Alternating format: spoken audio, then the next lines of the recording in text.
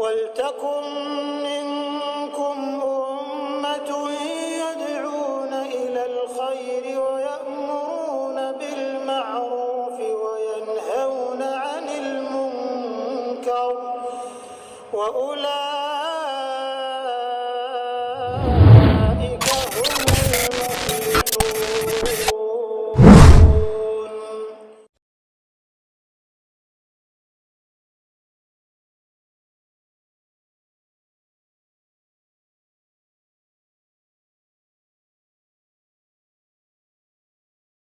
Assalamualaikum warahmatullahi wabarakatuh.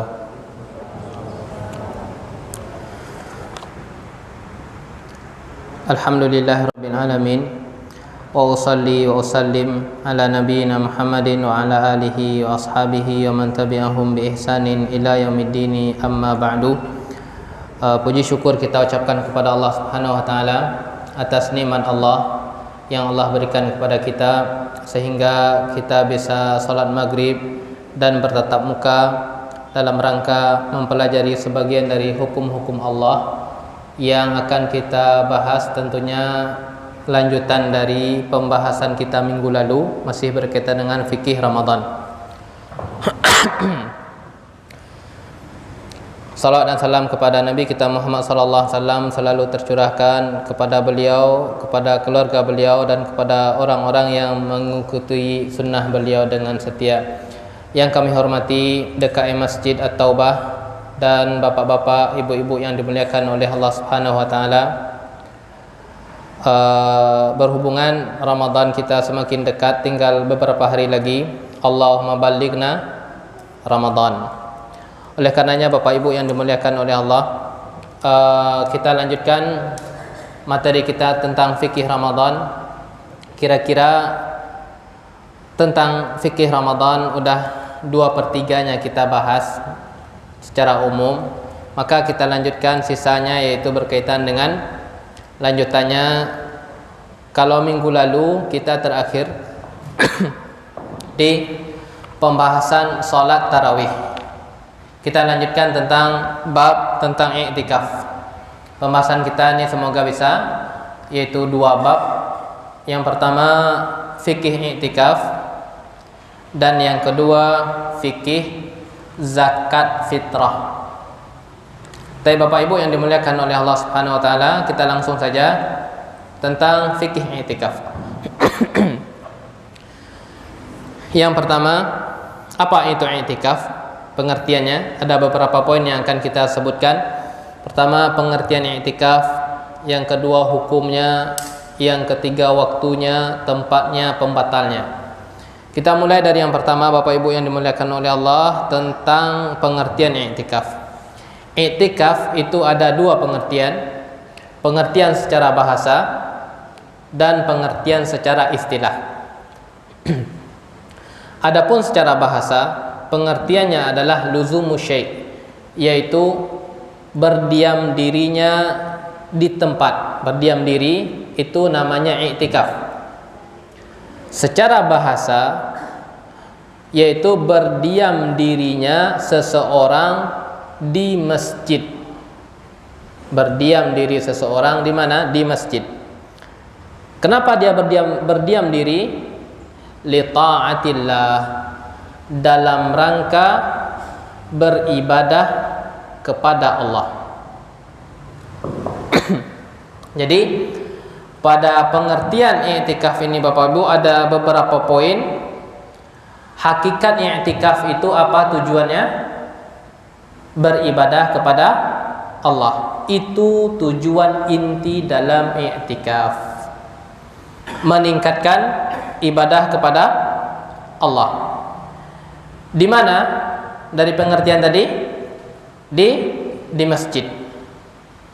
Jadi pemahamannya, selain dari masjid itu, selain dari masjid sah untuk beribadah? Boleh. Selain dari masjid boleh beribadah? Ya boleh. Tapi untuk i'tikaf nih, untuk ibadah i'tikaf kita persempit. Ibadah i'tikaf itu enggak sah dilakukan kecuali di masjid. Bisa dipahami apa Ibu? Ibadah boleh dilakukan di luar masjid. Kita persempit. Iktikaf yang bagian dari ibadah khusus di masjid. Itu poin pertama.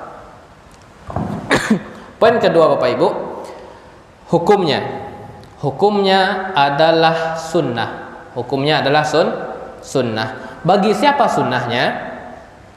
Bagi muslim yang berakal, mumayyiz itu enggak umur yang belum sampai balik, kira-kira umur 7 tahun, boleh dia. Yang keempat, disunahkan muslim balik mumayyiz yang enggak berhadas besar. Hadas besar itu ada 2, junub dan haid. Kenapa enggak boleh junub dan haid? Karena orang yang sedang junub dan sedang haid itu enggak boleh berdiam diri di masjid. Dan udah kita sebutkan pengertian i'tikaf tadi apa? Berdiam diri. Sedangkan orang yang sedang haid ataupun junub itu enggak dibolehkan untuk berdiam diri di masjid. Taib. Muslim ini mencakup laki-laki dan perempuan. Artinya boleh bagi perempuan untuk iktikaf dengan 2 catatan. Pertama, mendapatkan izin tentunya. Dari siapa? Kalau dia belum nikah, ya dari bapaknya, orang tuanya, kakeknya, saudaranya. Kalau dia sudah nikah, tentunya dari suaminya. Itu pertama. Dalilnya adalah la tamna'u ima Allah masajid Allah. Jangan engkau larang perempuan-perempuan itu untuk menghadiri masjid. Berarti ada izin di sini. Syarat yang kedua, aman dari keburukan. Aman dari keburukan dan fitnah. Bagaimana cara mewujudkan aman dari fitnah dan keburukan? Mulai dari sendiri, dari perempuan tentunya. Keluarlah dengan penampilan yang syar'i, yang menutup aurat, yang tidak membentuk lekukan tubuh.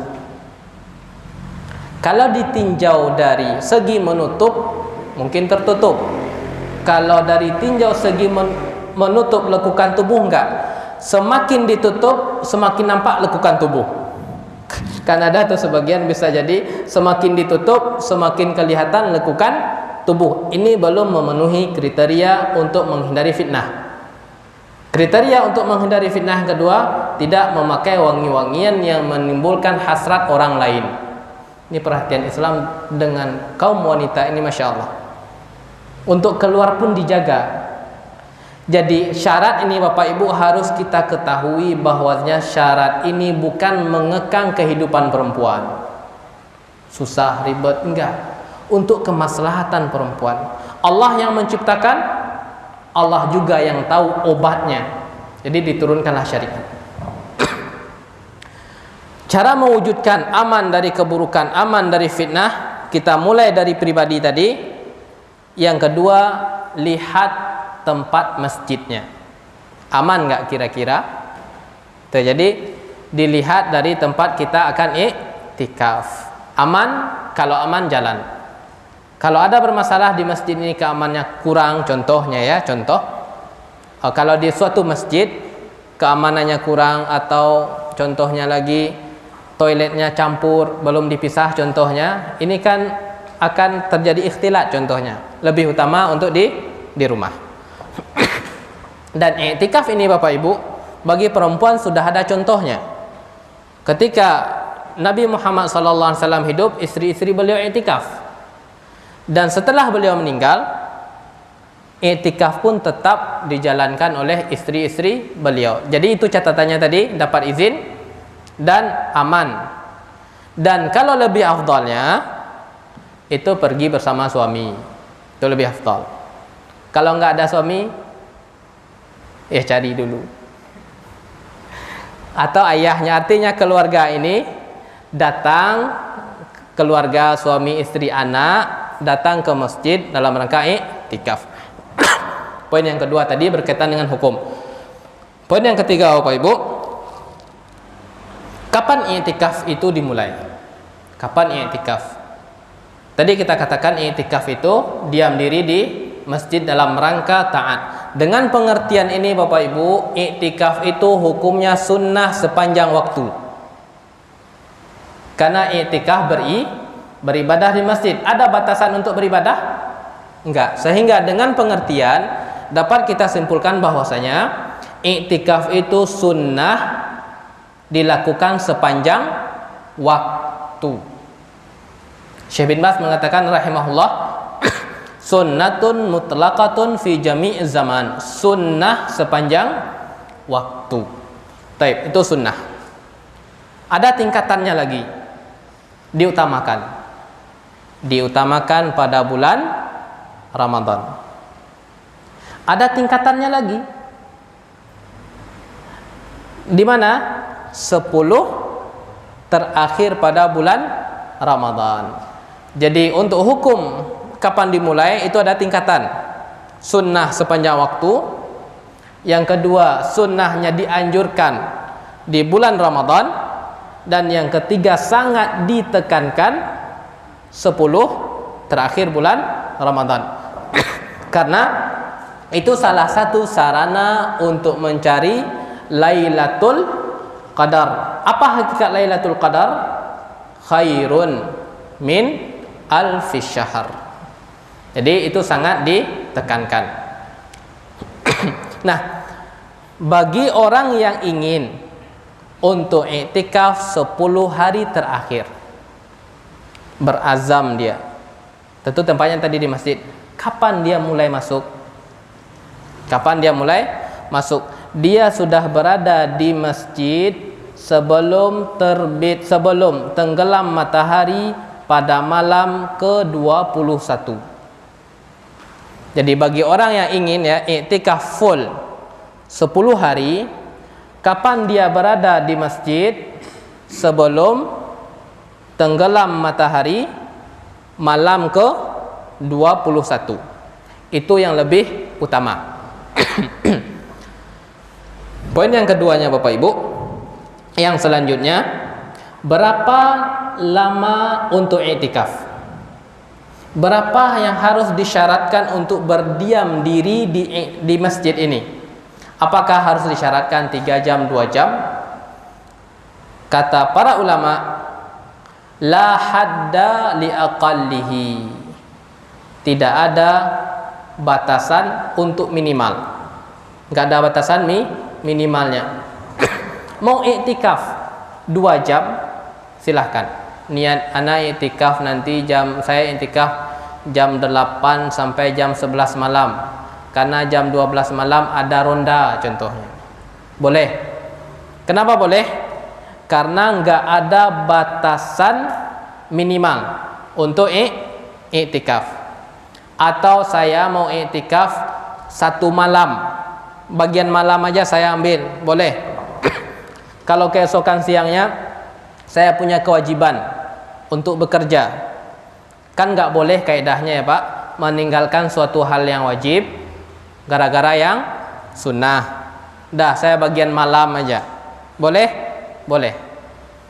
Ada yang lain katakan saya bagian siang saja, karena bagian malam itu ada shift sebagai satpam, ambil bagian siang, boleh. Artinya batasan waktu kita berdiam diri di masjid nggak ada batasan. Berapa kita mau? Silahkan. Tapi semakin lama waktu untuk berdiam diri lillah, tentu lebih utama dan baik. Kita menjawab, bolehkah ada batasan waktunya? Nggak ada. Niat setengah jam, 1 jam, atau 5 jam, itu hukumnya boleh. Tapi yang lebih utama, usahakan jangan kurang dari 1 hari atau kurang dari 1 malam. Itu waktu yang sangat dianjurkan. Kalau kurang dari 1 hari 1 malam, boleh nggak? Boleh. Kenapa? karena nggak ada batasan minimal durasi untuk i'tikaf. Taib. Itu waktu lamanya i'tikaf ya, nggak ada batasan minimal durasi untuk i'tikaf. Poin yang selanjutnya Bapak Ibu, itu berkaitan dengan tempat. Di mana tempat i'tikaf? Dari pengertian tadi, di mana tempat i'tikaf? Di masjid. Nah, sekarang kita rinci sedikit. Masjid yang ada jamaahnya. Masjid yang ada jamaahnya. Karena istilah masjid di Indonesia ada masjid namanya ada musalla. Iya. Selama ada jamaah maka sah untuk i'tikaf, terlepas dari namanya musalla atau masjid. Yang penting masjid yang ada jamaah. Kalau kita bawa ke Indonesia, di Indonesia itu ada namanya istilahnya musalla dan istilahnya masjid. Istilah musalla dan masjid kita nggak memperlihat kepada istilah musalla dan masjid. Yang kita lihat adalah ada nggak pada tempat tersebut salat jamaahnya, meskipun namanya musalla ada, maka sah dijadikan tempat i'tikaf. Jadi syaratnya apa? Ada jamaahnya. Kenapa harus ada jamaahnya Bapak Ibu? Karena mempertimbangkan untuk menjaga kandungan i'tikaf bisa bertahan, yaitu berdiam diri. Kalau seandainya nggak ada jamaah di masjid tersebut, otomatis dia akan keluar mencari jamaah, otomatis akan sering keluar. Nggak terwujud makna berdiam diri secara sempurna. 5 kali dia keluar subuh, keluar zuhur, keluar asar, keluar maghrib, keluar isya. Kalau dia tinggalkan untuk mempertahankan kesempurnaan i'tikaf itu berdiam diri, tinggal kewajiban yang lain, yaitu nggak sholat jamaah. Nah, sehingga untuk menjaga keutuhan makna i'tikaf harus di masjid yang ada jamaahnya. Apakah Jumat disyaratkan? Karena Jumat ini hanya dilakukan sekali seminggu, nggak terlalu terulang kita keluar, maka ulama mengatakan nggak disyaratkan. Jadi nggak disyaratkan ada di situ Jumat, karena pelaksanaan Jumat hanya sekali seminggu. Jadi keluar tersebut nggak terlalu sering.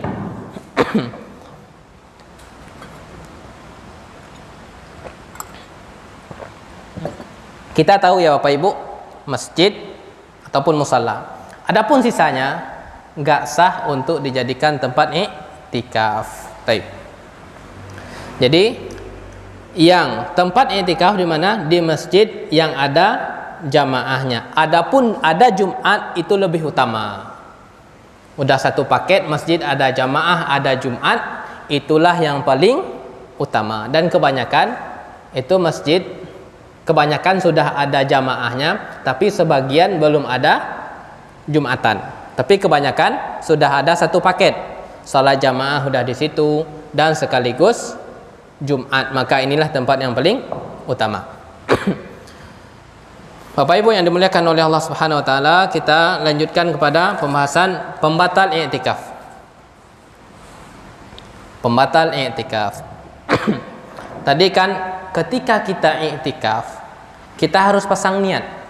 Berapa lamanya? Dari malam sampai pagi. Harus ada waktunya. Berapa?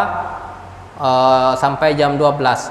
Kita masuk masjid jam 8 sampai jam 12. Soalnya setelah jam 12 saya ada shift malam. Nah, selama jam 8 sampai jam 12 ini ada perkara-perkara yang terlarang kita lakukan. Yang pertama, keluar tanpa ada sebab. Keluar tanpa ada sebab. Jadi keluar itu dari masjid ada dua bentuk. Keluar ada sebab, seperti kita ingin ke toilet dan yang lain, maka ini nggak masalah. Tapi keluar kita tanpa sebab, ini membatalkan i'tikaf. Pembatal yang kedua adalah hubungan suami istri. Allah berfirman, wala tubashiruhunna wa antum akifuna fil masajid. Jangan didekati istri tersebut ketika kalian sedang i'tikaf di masjid. Dan yang selanjutnya adalah haid dan nifas. Itu pembatal i'tikaf yang harus kita hindari. Tapi kalau menghindari haid dan nifas nggak akan bisa. Untuk menghindari keluar tanpa ada kebutuhan bisa? Bisa. Untuk menghindari hubungan bisa? Bisa. Untuk menghindari haid dan nifas bisa nggak bisa? Karena itu dzalika ma kutiba ala banati ibni Adam. Karena itu adalah keputusan Allah yang telah Allah putuskan untuk keturunan anak Adam yang perempuan. Jadi nggak bisa, kecuali dipakai obat penunda haid. Sebagian ulama membolehkan dengan catatan itu nggak memudaratkan, karena ada tuh sekarang ilmu kedokteran menemukan obat penunda haid. Bolehkah kita pakai? Ulama mengatakan boleh dengan catatan nggak menimbulkan mudarat. Kalau menimbulkan mudarat maka hukumnya dilarang. Itu sekitar pembatal i'tikaf. Baik. Apa hukumnya ngobrol? Di masjid, kita masuk ke masjid isinya ngobrol terus. I'tikafnya cuma 5 jam, ngobrolnya 4 jam. Apakah ngobrol membatalkan? Ngobrol enggak membatalkan, tapi mengurangi pahala dan mengurangi maksud dari i'tikaf. Apa tadi maksud i'tikaf? Li ta'atillah. Kita sedang i'tikaf, bikin statusnya sangat banyak sekali. Maaf, slow respon sedang i'tikaf. Itu maksudnya kita nggak tahu apa. Entah dia maksudnya betul-betul slow respon nggak bisa membalas. Kalau itu maksudnya mungkin bisa diterima. Atau ada maksud yang lain. Perhatikan loh, saya sedang i'tikaf. Bisa jadi. Maaf, slow respon sedang i'tikaf. Itu kandungannya bisa dibawa kemana-mana. Bisa dibawa riya, bisa dibawa bahwasanya dia betul-betul nggak bisa membalas. Tunggu dulu, saya sedang sibuk beribadah, jangan ganggu. Kalau itu kandungannya betul. Tapi kalau kandungannya itu hal-hal yang lain, sedang baca Al-Quran, foto, di-upload, maka itu mengurangi, bahkan bisa mengikis nilai ibadah kepada Allah Ta'ala. Jadi Facebookan dan yang lain itu enggak membatalkan, tapi mengurangi pahala i'tikaf. Bapak Ibu yang dimuliakan oleh Allah Subhanahu wa taala, jadi itu poin-poinnya, hanya ada 5 poin atau 6 poin berkaitan dengan i'tikaf. Baik. Kita masuk kepada pembahasan yang kedua. Secara umum kita bahas yaitu fikih zakat fitrah. Fikih zakat fitrah.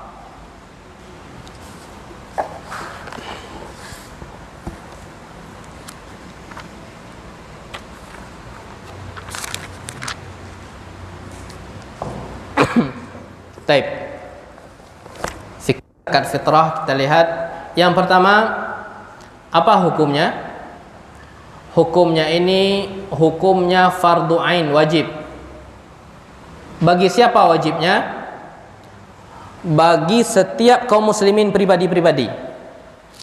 Hukumnya wajib bagi setiap muslim, baik muslim itu enggak berpuasa atau berpuasa. Selama dia muslim, maka wajib dia untuk membayar zakat, dikeluarkan untuk dirinya zakat fitrah, terlepas dia berpuasa atau enggak berpuasa. Itu hukumnya. Yang kedua, poinnya adalah hikmahnya. Apa hikmahnya? Hikmahnya ada 3. Yang pertama, hikmahnya yang pertama untuk yang membayarkan. Untuk yang membayar atau untuk yang dibayarkan, yaitu untuk mensucikan puasa kita dari kesalahan-kesalahan, dari hal-hal yang tidak bermanfaat kita ucapkan, kita lakukan, Nah, dibersihkan pakai apa? Zakat fitrah. Nabi kita Muhammad sallallahu alaihi wasallam bersabda, zakatul fitri tuhratun lis-shaim. Zakat fitrah ini hakikatnya untuk mensucikan orang yang berpuasa. Dari apa? Dari kesalahan-kesalahan yang ia perbuat. Itu untuk mensucikan pribadi masing-masing. Yang kedua, wa tu'matan lil masakin, membantu orang-orang miskin.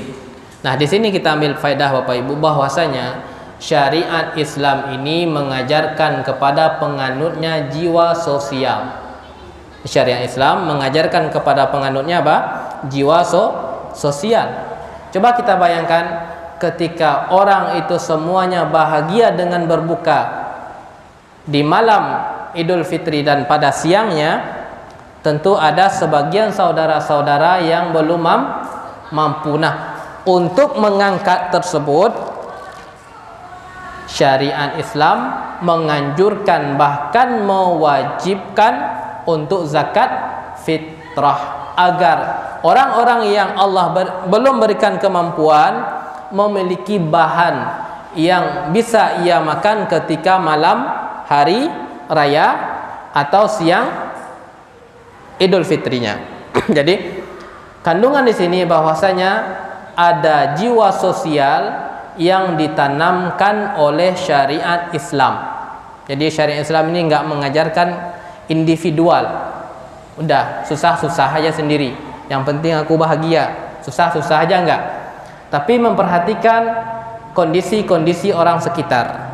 Salah satunya adalah ketika orang berbahagia, maka dianjurkan bahkan diwajibkan untuk mengeluarkan zakat fitrah.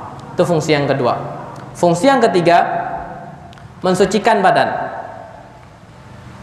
Fungsi yang ketiga, mensucikan badan dalam rangka bersyukur kepada Allah, yang mana Allah telah memberikan nikmat kepada kita bisa hidup menemui bulan Ramadan.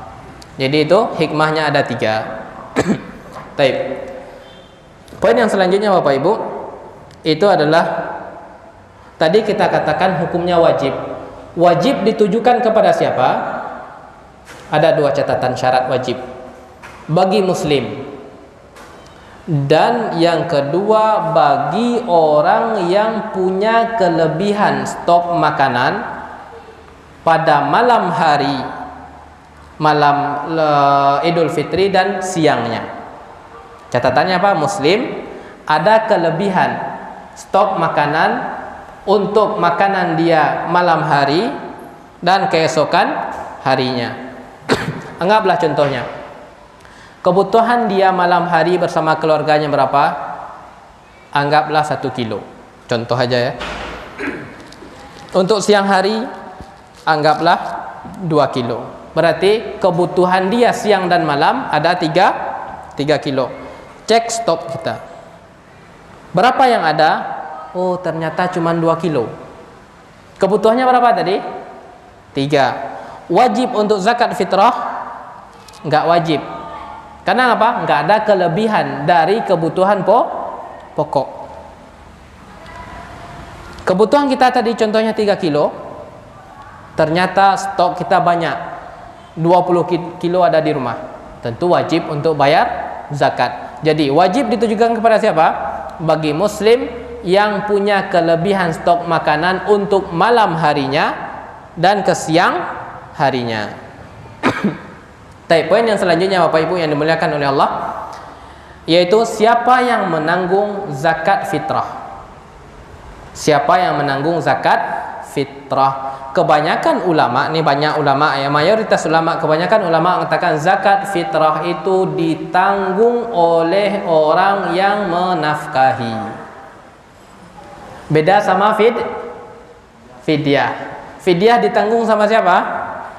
Pribadi masing-masing. Kalau zakat fitrah itu ditanggung oleh orang yang menafkahi. Anak menafkahi contohnya, orang tua dia. Anak punya kewajiban untuk menafkahi jika orang tuanya enggak mampu, dan jika anaknya memiliki kelebihan, dan wajib hukumnya bagi laki-laki. Nah, maka si anak di sini wajib untuk mengeluarkan zakat fitrah terhadap orang yang berada di bawah tanggungannya. Siapa kewajiban dia? Orang tuanya. Kalau suami, kewajibannya istri dan anak-anaknya. Nah, ini kewajibannya. Kewajiban ini dibebankan kepada siapa? Dibebankan kepada orang yang menanggung nafkah. Jadi kalau nggak mampu bagaimana? Kalau nggak mampu ya sudah, selesai. La yukallifullahu nafsan illa wus'aha. Jadi siapa yang mengeluarkan zakat fitrah? Yang mengeluarkan adalah orang yang menanggung nafkah. Ini menurut sebagian ulama. Tapi ada ulama lain yang berpendapat seperti pembahasan fidyah, yaitu dibayarkan oleh pribadi. Dan kalau ada, lebih utama bayar pribadi karena ini berkaitan bersangkutan lagi dengan ibadah. Tapi kalau mau yang menanggung nafkah ya nggak masalah, lebih bagus. Poin yang selanjutnya Bapak Ibu, itu tadi tentang berkaitan dengan siapa yang menanggung. Yang selanjutnya bagaimana cara mengeluarkan. Mengeluarkannya boleh secara langsung kepada pihak yang bersangkutan. Siapa itu? Sasaran zakat fitrah orang miskin dan orang fakir dan miskin. Apa itu fakir? Fakir ini Bapak Ibu kondisinya agak lebih susah ketimbang miskin. Fakir ini nggak ada suatu hal apapun. Kalau miskin ada sebagian tapi nggak mencukupi kebutuhan pokok. Tapi kalau fakir itu nggak ada sama sekali, nggak ada. Tapi kalau miskin ada tapi nggak mencukupi kebutuhan pokok. Ada yang dimakan ada tapi nggak mencukupi. Namanya miskin. Ada bahan pokok yang mau dimakan, nggak ada sama sekali. Maka namanya fakir. Nah, inilah sasarannya zakat fitrah. Dalam hadis tadi apa? Wa tu'matun lil masakin. Nah, bagaimana cara mengeluarkan? Cara mengeluarkan boleh kita datang secara langsung kepada fakir dan miskin, itu yang pertama. Dan yang kedua boleh juga diwakilkan. Contoh wakil yang ma'ruf itu adalah diserahkan ke masjid. Itu istilahnya melalui perwakilan. Ini zakat fitrah saya, anak, istri, silahkan berikan kepada orang yang memenuhi kriteria. Udah kita serahkan semuanya. Mau dikasih kepada siapa itu keputusan kebijaksanaan orang yang kita wakili. Jadi boleh diwakilkan ke masjid. Jadi orang yang menerima zakat di masjid itu tinjauannya namanya apa? Wakil. Kemana diarahkan ya udah, itu keputusan kebijaksanaan pihak tersebut. Jadi boleh secara pribadi, boleh diwakilkan untuk dibayarkan kepada yang bersangkutan. Poin yang selanjutnya Bapak Ibu adalah takarannya. Takaran. Berapa sih kuantitasnya? Nabi Muhammad SAW mengatakan 1 sa'. 1 sa'. Sa' ini bukan timbangan. Sa' itu bukan timbangan. 1 sa' ini adalah 4 mud. 1 mud 2 ini. 1 mud itu 2 telapak tangan 1 mud. Karena sifatnya takaran itu susah untuk menetapkan angka pasti untuk dijadikan timbangan. Susah menetapkan angka pasti berapa kilogramnya kalau dikonversikan kepada timbangan, karena masing-masing apa yang kita sok itu beratnya enggak sama. Soknya kurma enggak sama dengan gandum. Nah, karena ini susah, maka sehingga muncullah perbedaan Bapak Ibu. Kalau ingin dikonversikan berapa sih kilogramnya? Sebagian ada yang mengatakan 3 kilo. Sebagian ada lagi mengatakan 2,5 3 kilo. Ini penelitian yang dilakukan oleh perkumpulan ulama Saudi Arabia.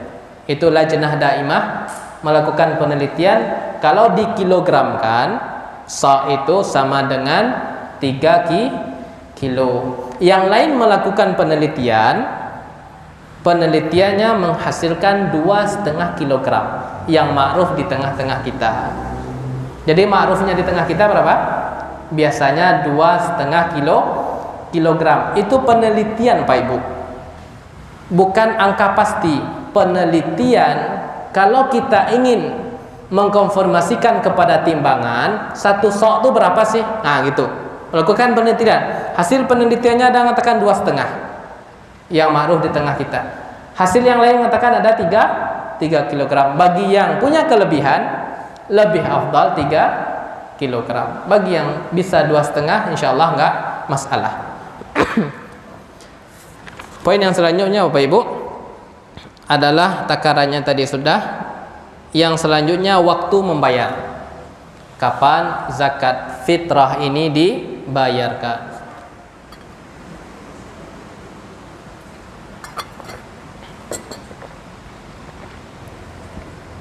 Yang pertama, waktu sahnya.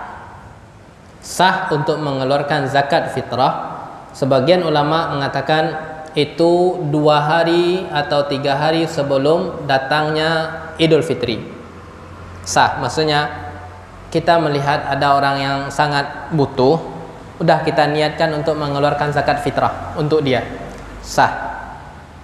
Tapi sebelum datang Ramadan, ada orang yang kesusahan, dah kita kasih dia beras dengan niat zakat fitrah, maka enggak sah. Maka enggak sah. Atau baru 10 Ramadan dah kita niatkan mengeluarkan zakat fitrah, enggak sah. Keringanannya kapan? Keringanannya 2 atau 3 hari menjelang Idul Fitri. Ini waktu sah. Di luar dari itu kita keluarkan dengan niatan zakat fitrah, maka enggak sah. Baik.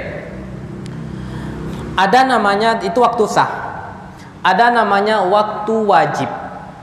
Enggak boleh ditunda. Artinya udah ketika waktu ini datang, start wajib mulai.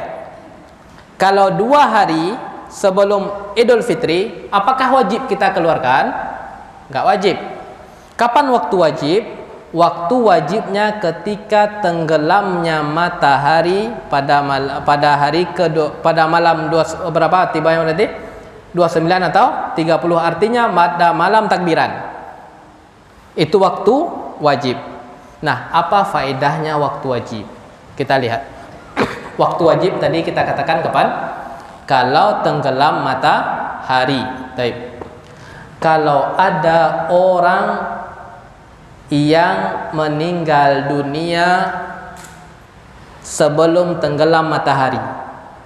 Ini permasalahan cakupannya ya. Kalau ada orang yang meninggal sebelum tenggelam matahari, apakah dia wajib membayar zakat fitrah? Enggak wajib. Kenapa? Karena dia enggak mendapati waktu wajib. Kapan tadi waktu wajibnya? Tenggelam matahari. Dia sudah enggak ada sebelum matahari tenggelam, jadi enggak wajib bagi keluarganya. Tapi kalau dikeluarkan ya enggak masalah ya. Intinya wajib. Kalau dia meninggal jam 9 malam, apakah wajib zakat fitrah? Wajib. Kenapa? Karena dia hidup ketika kurubu tenggelamnya matahari. Yang mengeluarkan nanti siapa? Ahli warisnya. Baik. Jika lahir sebelum tenggelam matahari, apakah anak yang baru lahir ini lahir sebelum matahari tenggelam, hidup dia, apakah wajib? Wajib. Karena dia pasti akan menemukan tenggelam matahari. Jadi saya Pak, jadi lahir sebelum tenggelam matahari, Otomatis dia nanti kalau Allah berikan takdir hidup, berarti dia ketemu sama matahari tenggelam. Baik.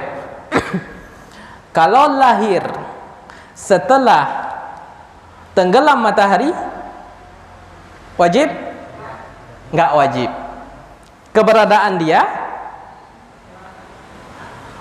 Keberadaan dia ketika matahari tenggelam itu di mana? Udah lahir ke dunia atau belum? Belum. Masih di dalam rahim ibunya. Jadi enggak wajib. Apakah disunahkan? Ya tetap disunahkan. Perkataan permasalahannya wajib ya. Apakah wajib? Lihat dulu. Jadi kita ulang. Orang yang meninggal setelah tenggelam matahari wajib? Wajib. Orang yang meninggal sebelum tenggelam matahari enggak wajib. Karena dia sudah enggak ada waktu tenggelam matahari. Baik, pindah. Melahirkan anak yang lahir sebelum matahari tenggelam wajib? Wajib. Anak yang lahir setelah enggak wajib. Ini pembahasannya wajib Bapak Ibu, tapi kalau dikeluarkan ya boleh saja dan sunnah. Tapi bisa dipahami ya Bapak Ibu, waktu wajib. Pembahasan terakhir, satu poin lagi Bapak Ibu. Waktu enggak sah. Waktu enggak sah. Kapan waktu enggak? Ada satu poin lagi, dua poin lagi. Waktu afdal. Afdalnya setelah terbit fajar sebelum sholat, itu afdal. Nah setelah sholat, diselesai salat ya, maka ini nggak dianggap sebagai zakat fitrah, dibayarkan jam 1 siang pada hari raya, maka nggak dianggap sebagai zakat fitrah. Apakah dia dapat pahala? Dapat pahala seperti pahala sedekah biasa, tapi dia nggak mendapatkan hikmah yang udah kita sebutkan tadi tentang zakat fitrah. Nggak mensucikan, nggak membantu orang miskin, tu'matun ketika harinya sudah lewat, nggak mensucikan badan dia, tapi tetap dia dapat pahala, tetap seperti sedekah biasa, tapi nggak bisa meraih hikmah dari zakat fitrah jika dibayarkan setelah salat Idul Fitri. Jadi berkaitan dengan waktu ada 4 waktu. Waktu sah kapan tadi? 2 atau 3 hari. Waktu wajib tenggelam matahari. Waktu dianjurkan setelah terbit fajar sebelum salat, dan waktu di enggak sahnya setelah salat. Artinya enggak sah sebagai zakat fitrah, tapi sah sebagai zakat biasa. Baik, semoga Bapak Ibu bekal ini berkaitan semuanya dengan fikih Ramadan. Insyaallah sudah selesai secara umum. Bagi Bapak Ibu yang ingin memperdalam, alhamdulillah banyak kajian-kajian, tulisan-tulisan di web-web Islam bisa untuk diperdalam lagi. Semoga kajian ini bisa Bapak Ibu bisa kita jadikan bekal menuju bulan Ramadan. Terlebih dan terkurangnya kami mohon maaf. Wabillahi taufiq wal hidayah. Wassalamualaikum warahmatullahi wabarakatuh.